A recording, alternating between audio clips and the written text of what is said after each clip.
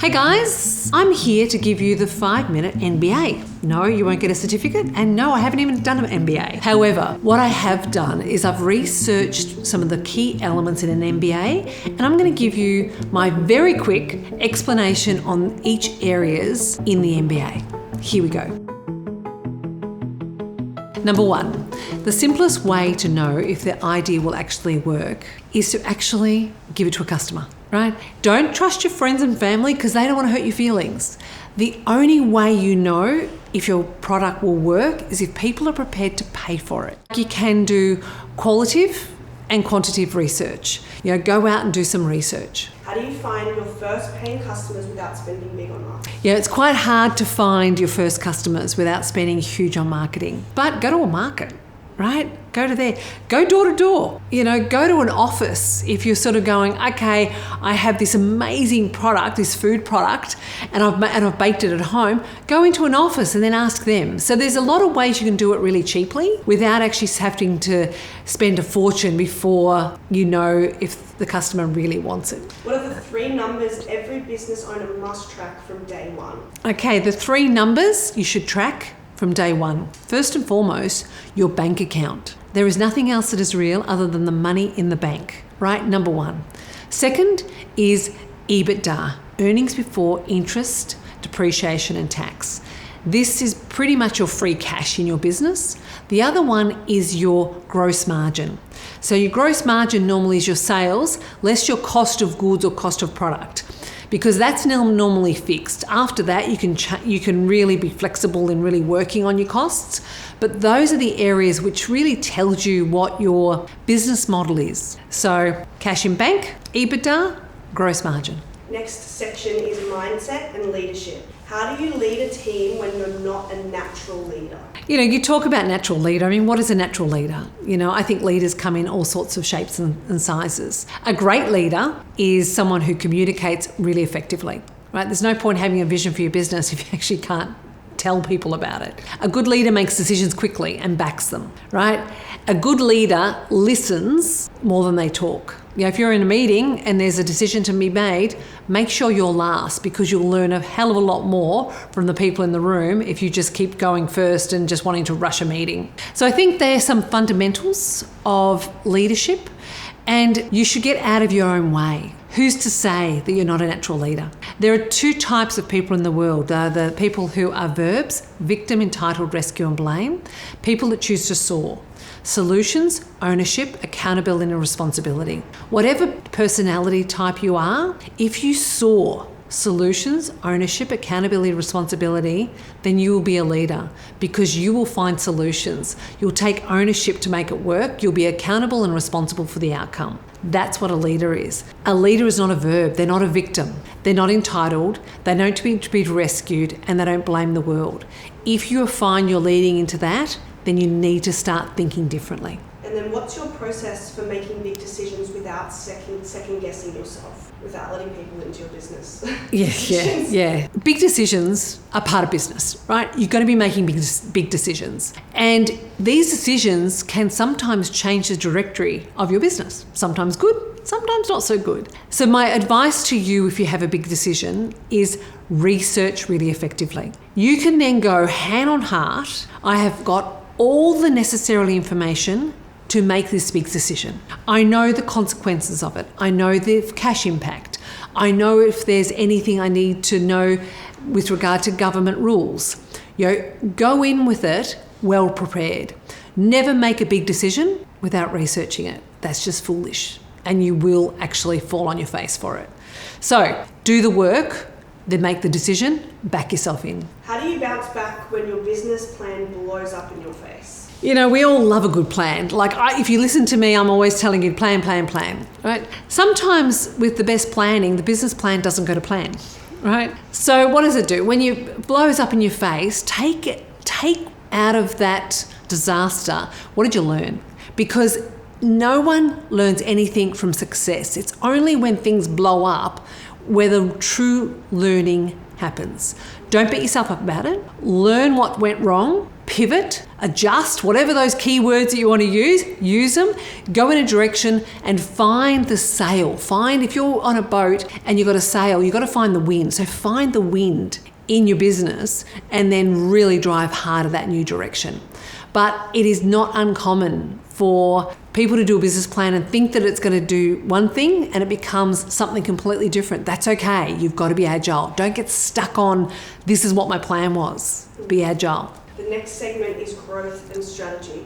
So what is the fastest way to grow a business with no marketing strategy? Okay, this is all about growth and strategy. How to grow a business without a good marketing strategy? You can't, right? It doesn't exist. People think a business, it's like saying, how do you walk on the sand without legs, right? You can't, right?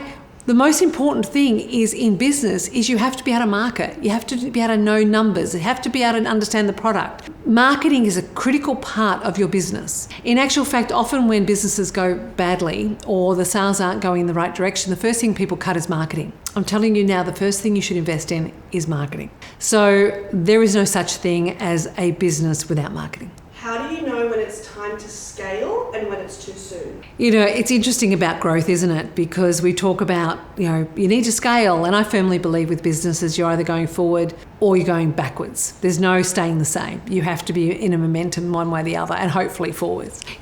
People sort of go, when am I ready to scale? Sometimes you're not ready to scale, but you should anyway. And the most important thing is when you're scaling, to make sure that you are backfilling. You're making sure that you are having the right people on the right roles. The most effective way to do that is to make sure you have strategy meetings, particularly if you're a fast growth business, every 6 months, to make sure that you're looking at what are the resources you need financially and people. Do you need equipment? Do you need a program? What do you need to scale? But I do think that often you need to just scale and then kind of just fix it, mostly. It is quite a difficult question because every industry has their own nuances, but generally I think that you need to grow and you need to backfill. What is the smartest way to choose your first hire? Business is all about people. You get it wrong, you've got no business. Okay, so let's talk about your first hire. You have to think about what are your needs of your business. And more importantly, what are your individual needs? What are you really good at? Right? So if you are really good at numbers, you probably don't need a financial person. If you're really creative, you probably need a financial person.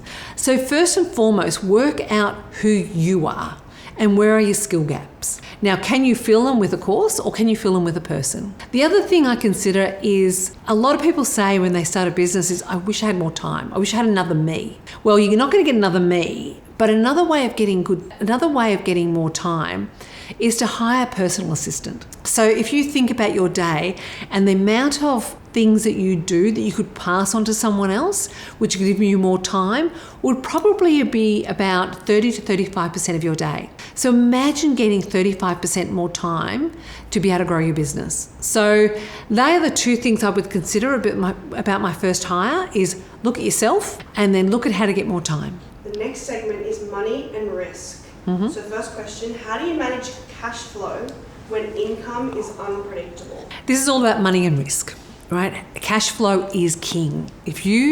More businesses fail because they run out of money than any other reason. So manage it well. The best way to do it is actually to do a budget, right? A future budget, which is, even if your business is unpredictable, you still have some sort of level of what is normal or what is expected. So you do a budget. In that budget will then create a cash flow. And the cash flow is king because it shows you where you're going to need help from a bank. It shows you where you need more capital to maybe do a purchase. So cash flow is king. And the other advice with cash flow, always ask for money when you don't need it. And people often go, well, what do you mean? I don't know when I don't need it. If you do a cash flow, you can see in the future because you've got maybe a big purchase or some sort of delay in cash, you'll see that maybe 3 or 4 months in advance, that's when you'll need cash. Go to the bank now, not 3 or 4 months when you're running out of cash. Go now, because the bank will more than likely give you money when they can see you've got cash in the bank than when you don't. Cash flow is king. What is the best way to spend your first $1,000 in business? Is that an MBA thing? Yeah, well, no, it's kind of like, it's an adaptation. Oh, I'm going to go, No, really? totally. All right, you got your business, you got some sales, and you've got $1,000. What do I do with that $1,000? How do I make that $1,000 work for me? I would suggest you put it in social media. You know, find a way that you can start building that client base to be able to communicate with your customers. So that might be Facebook words. It could be algorithms on Instagram. So I would spend that $1,000 on marketing. That's just me. All right, how do you weigh risk and reward when making big money moves? People often say there is a level of risk and reward, and how do we make decision based on that? I go back to a question. I go back to the answer I gave earlier, which is all about do your research. So as soon as you do research, the more research you do on something, the less risky it becomes, because you know, or you have an expectation of what the challenges might be. Once you've done that research, then the risk and the reward often can be balanced differently. So if you find that the risk is really big and the reward is only just sort of small, don't do it. If it's big risk, it has to be big reward. Little risk, little reward. It's a bit like when you invest. You know, if you're happy to have a safe investment, then you're going to get a smaller return. If you're happy to risk money and go a big investment, then the chance of losing your money is higher. Personally, I'm a calculated risk taker, right? So you might go, well, Janine, you've got all these big businesses. How do you calculate risk? Well, it's because I have control of what I do, which is most important.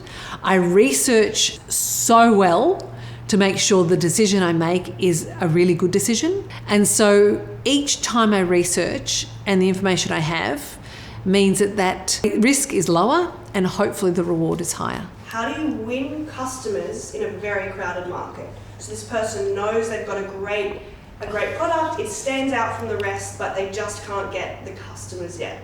So you've got a phenomenal product. You know people love it, right? And you need a bit of noise around it.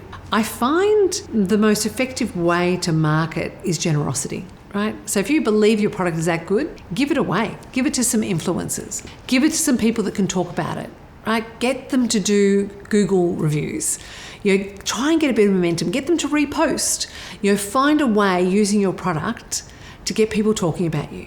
And find maybe a brand that's non-competitive, that's doing things that you think are really innovative, and sort of maybe not copy them. I was going to say not copy them, but copy them. You're not competitive, and give that a go of trying to get that momentum going. What is the key to building a brand that people will remember? Branding is a big topic, right?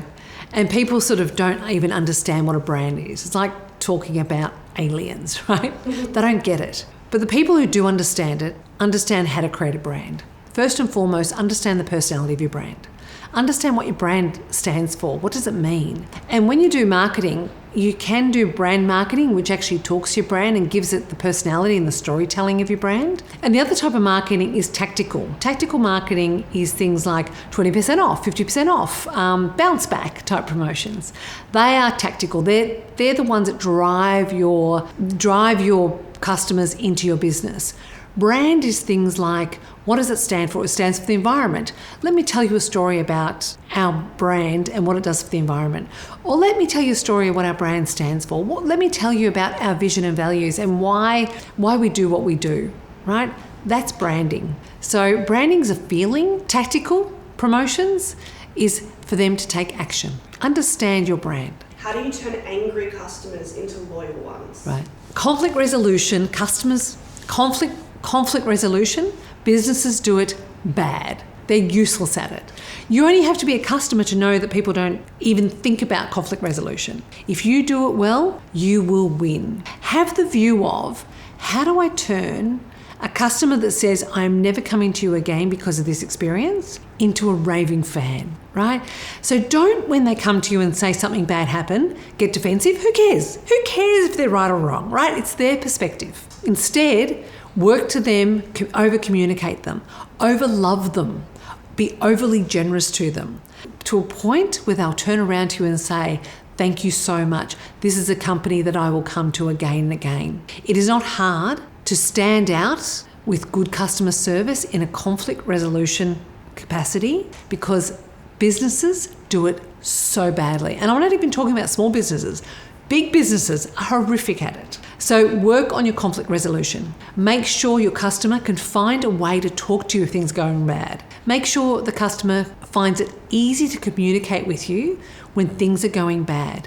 You're not going to get it right all the time. If you think your business is perfect, your business will fail, because we're not perfect and things do go wrong. Have a way of customers talking to you about it. Best businesses are. Best businesses have a great conflict resolution system. Hey guys, that was my 5-minute speed MBA. As I said, no certificate coming, but I hope you got some value out of it. I think at the end of the day though, embrace the technology that is around you. Find ways. You have a view that if there is a better way, you'll find it. Embrace technology. Embrace anything that makes your life easier. Good luck. And if you want to go and do an MBA, knock yourself out. If you want to just watch my MBA about 50 times, might be the same thing. Who knows?